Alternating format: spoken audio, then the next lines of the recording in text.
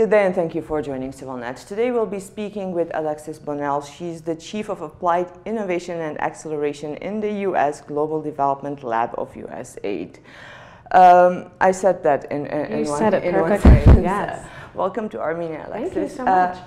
First of all, you come with a program. What you're here for? What brings you to Armenia? Yeah, I came for a large impact investing program that the United Nations Development Program, UNDP, had brought together, really with the idea of how is impact investing or the bringing together of development work along with international investment. What is the future of that? What does that look like? How should that be impacting our industry? And so a lot of global leaders came together to really reflect on what the potential that it has for our industry, for development in general. And generally, because I was going to ask you this, outside of Armenia, if there's any experience of what is really impact investment, because in my mind and very primitively thinking, well, investors really want to invest where there's most gain, not where there's most impact. Or am I thinking I'm like not so highly of businessmen? No, I mean, it's really interesting. The world, I think there's this purpose-driven sense in the world collectively. And so, one of the elements that I think impact investors see is if there's a way to have impact that really changes lives and at the same time have financial gain, that seems to be the perfect nexus, right? That's the ideal marriage that we want to see. And so you're seeing a growing number and a growing appetite, also recognizing that impact investing is something that, in the developing world is a unique opportunity for many of these investors to get into markets at an early stage. And so figuring out how they have that marriage of benefit, at a social level along with benefit financially. And impact investing can also run a whole curve, right? So impact investment can be done by an entity that may only receive part of its money back, might receive 50% of it back, all the way up to market return rates. So one great example, we've made some investments around off-grid energy. And there's a company that we invest in called Off-Grid Electric in Tanzania. And so what we look at is our money to be a catalyzing effect to allow other investors to come on. And one of the things that's been really exciting when you look at an energy market, for example, is we were able to put in a small investment to really prove the social impact, prove the value. And other investors now have come in to the tune of about $95 million, which is it's pretty significant. And they're doing that because they believe that this is a market where they can get real financial returns. Well, generally, and maybe this is a misconception, but when we talk about impact investment in Armenia, we also almost always assume that it's going to be the diasporan Armenian or the person who stands close to Armenia that's going to be willing to invest. Is that true, or is Armenia actually a market for just a non-Armenian, someone who doesn't really connect to Armenia much to come and invest? Sure, I think that the investment space is really a global chessboard, right? It used to be something that was particularly market-driven or country-driven, and I think the reality now is that the world is so much smaller in the sense of connectivity and the sense of opportunity. And so, there are investment opportunities in any location, and it's really about trying to bring that shared business intelligence so that an investment opportunity that exists somewhere like Armenia or Georgia or Ethiopia can actually be surfaced and seen by an impact investor so that they can say, hey, that's an interesting place, for me to put my money. Well, and another thing that through my conversations with different people, I've understood that probably there isn't much market research general about Armenia. There's not the the preconditions of someone who wants to invest, just to look at a paper, at a research paper, to see at the strategies that are written down.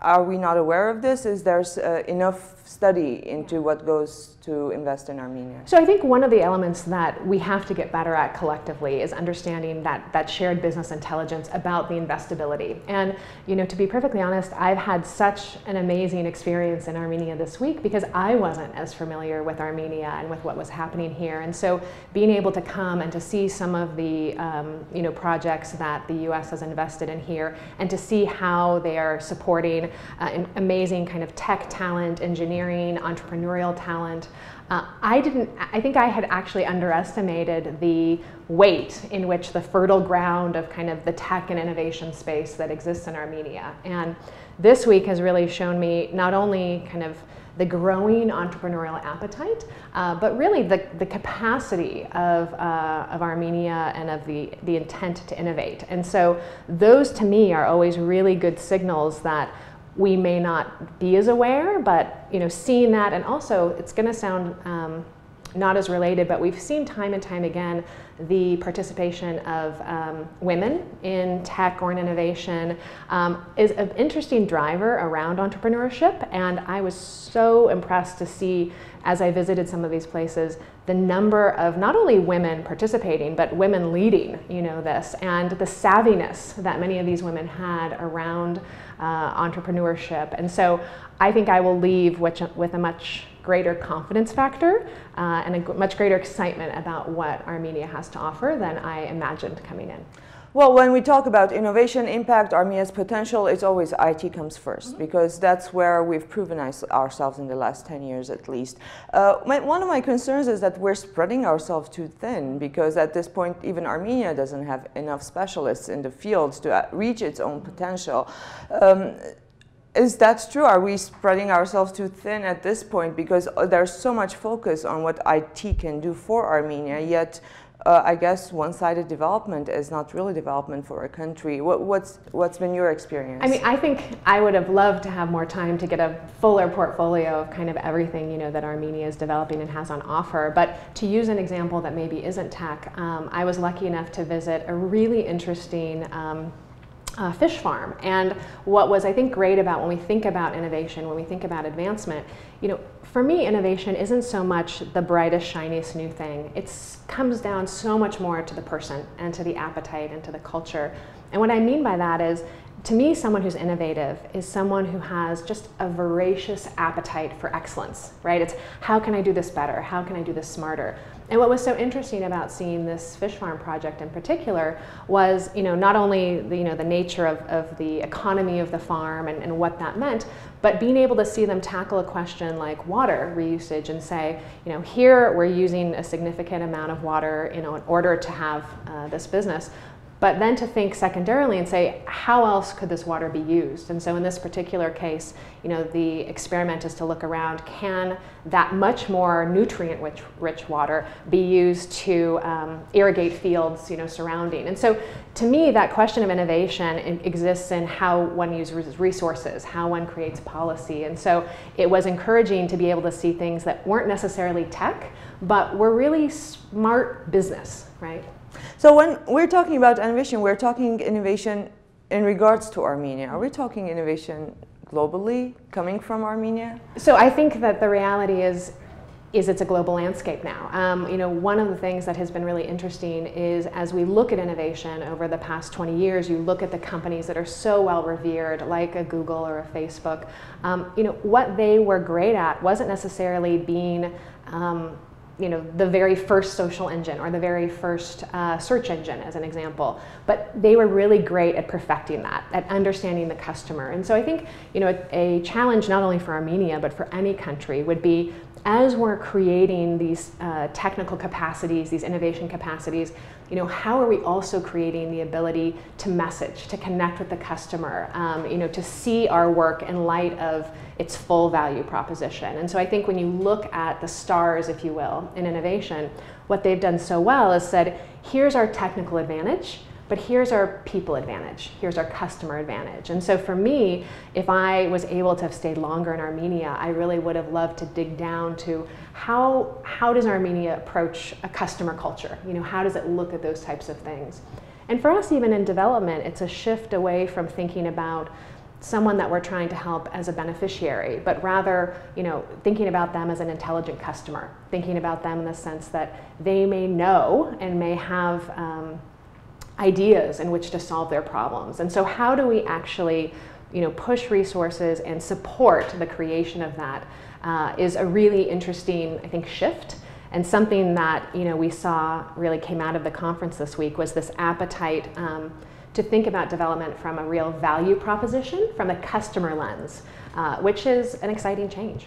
they are intelligent customers. Mm-hmm. Yes. Well, you've worked in conflict, post-conflict, and emergency countries. Where does Armenia stand in this spectrum of where we do have a conflict, but it's not really the Republic of Armenia, and we are post-conflict, yet we're not. So how does USAID just view Armenia within this spectrum of what kind of country Armenia is, or what kind of help Armenia needs? It seems to me like a peculiar situation.